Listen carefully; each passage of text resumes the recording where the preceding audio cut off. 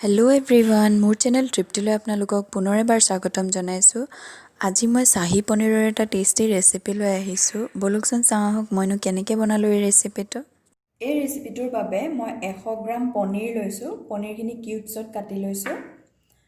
এয়া 2টা মিডিয়াম চাইজৰ পিঁয়াজ, 10টা কাজু আৰু 7টা নহৰু আৰু অকণমান আদা পেষ্ট কৰি লৈছোঁ। এনেদৰে মিহি পেষ্ট কৰি লৈছোঁ। এটা বিলাহী আৰু 3টা শুকান জলকীয়া মই পেষ্ট কৰি লৈছোঁ। এয়া ক্ৰীম লৈছোঁ, 4 চামুচমানৰ সমান হ'ব। এইফালে 4 চামুচমানৰ সমান দৈ লৈছোঁ।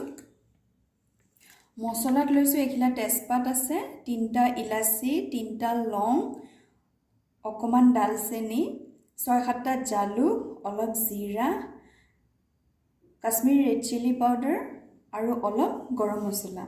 অলপ গাখীৰ লৈছোঁ গ্ৰেভিটোৰ কাৰণে, এগিলাচ নহয় এগিলাচতকৈ কম, আৰু ঘিউ লৈছোঁ। ঘিউ মই 3 চামুচ ব্যৱহাৰ কৰিম। আপোনালোকে বাটাৰ বা ৰিফাইন তেলো ল'ব পাৰে।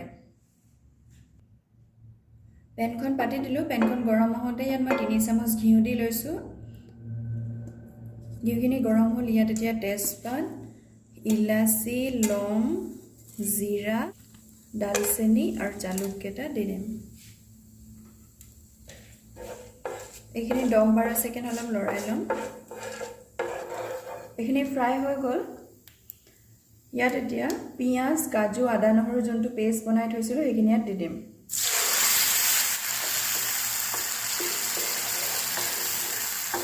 এইখিনি দি এতিয়া লৰাই থাকিম, নহ'লে কাজু দিয়া আছে তলত লাগি যাব। পিঁয়াজখিনি লাইট পিংক কালাৰ এটা অহালৈকে ভাজি ল'ম। পিঁয়াজখিনি লাইট পিংক কালাৰ হৈ গ'ল। ইয়াত এতিয়া বিলাহী পেষ্টখিনি দি দিম। বিলাহী পেষ্টখিনি দিয়ে ইয়াত কাশ্মীৰী ৰেড চিলি পাউডাৰ আৰু গৰম মছলা পাউডাৰখিনি দি দিম।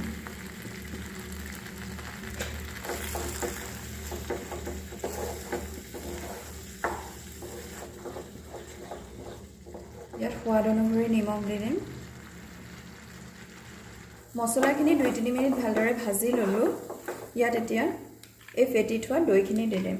দৈখিনি দিওঁতে আপোনালোকে মন কৰিব গেছটো একদম শ্ল' কৰি দিব আৰু এইখিনি লগাতাৰ এতিয়া লৰাই থাকিব লাগিব। দৈখিনি ভালদৰে মিলাই ল'লোঁ। ইয়াত এতিয়া ক্ৰীমখিনিও দি দিম।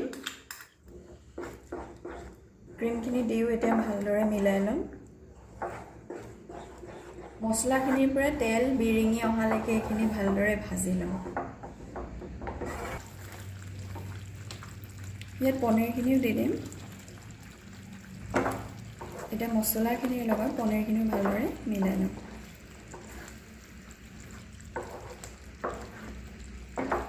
আপোনালোকে পনীৰখিনি অলপ ভাজিও ল'ব পাৰে, মই নভজাকৈ দিছোঁ।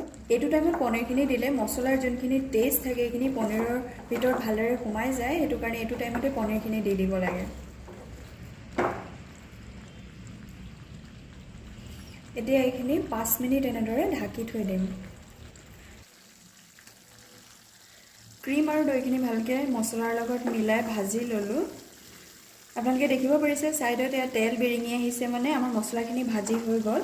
ইয়াত এতিয়া মই নৰ্মেল গাখীৰ দি দিম। আৰু গাখীৰ দিওঁতে মন কৰিব গেছটো একদম হাই কৰি লগে লগে লৰাই থাকিব, নহ'লে কেতিয়াবা গাখীৰ ফাটি যোৱাৰ চান্স থাকে।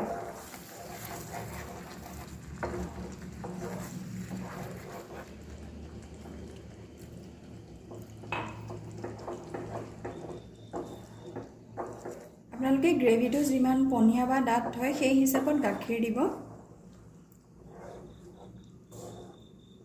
মই ইমানটো জোখতেই থ'ম। ইয়াত সৰু চামুচৰ ফুল এচামুচ নহয়, এচামুচতকৈ অলপ কম মই চেনি দি দিছোঁ। আপোনালোকে যদি চেনিটো দিব নিবিচাৰে নিদিব, চেনিটো অপশ্যনেল হয়। এইখিনি ভালদৰে মিলাই এতিয়া 5-7 মিনিটমান ঢাকি থৈ দিম। তেতিয়া গোটেই ফ্লেভাৰখিনি পনীৰৰ ভিতৰত সোমাই যাব। এইখিনি এটা ঢাকি থৈ দিম 5-7 মিনিটৰ কাৰণে। 7 মিনিট মই এনেদৰে ঢাকি পেলাই সিজাই ল'লোঁ। এতিয়া গেছটো অফ কৰি দিম আৰু ঢাকনাখন এতিয়াই নেদাঙো, 5 মিনিট এনেদৰে থাকিব দিম, তাৰপিছত ঢাকনাখন দাঙিম।